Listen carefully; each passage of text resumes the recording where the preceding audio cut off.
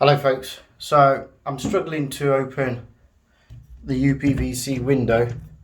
The button seems to be stuck, turning with the key, doesn't seem to be opening it, so it's caught and it won't open. So a little tip is to use a belt clip from a measure tape. So I've taken the clip off and I'll show you how to use the clip to unlock the little plastic push release on the handle.